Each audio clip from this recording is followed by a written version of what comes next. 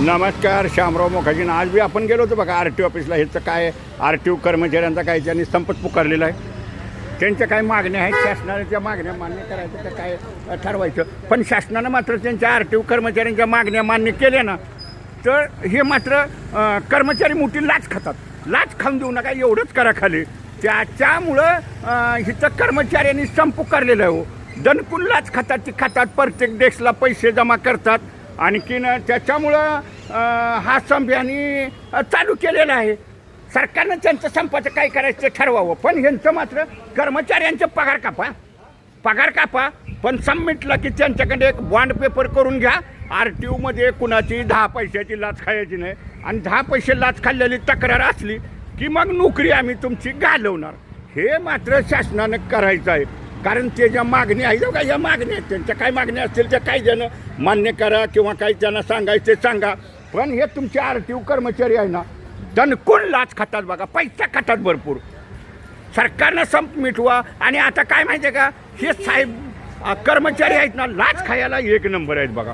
धनानं पैसे खातात आणि गोरगरिबांना लुटतात. आणि वरनं ह्यांना ह्या सगळं पाहिजे असं शासनाला लवकर निर्णय घ्यावा.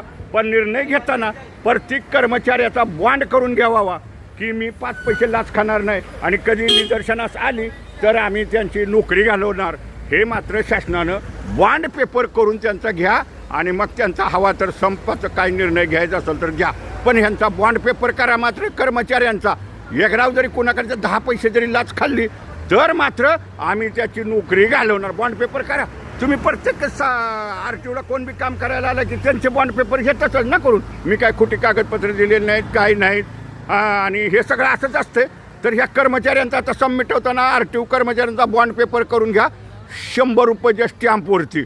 मी जर कुठली लाच खाल्ली किंवा लोकांना काही तकलीफ दिली, मी जर काही वेळेत कामाला आलो नाही, मी सुट्टी काढली बिन सांगतात, कामात टांगळमंगळ केली, कामाला उशिरानं आलो, तर माझ्यावर कारवाई करा. म्हणून हे RTOवाल्यांचे बॉन्ड पेपर करून घ्या सगळ्यांचे कर्मचाऱ्यांचे.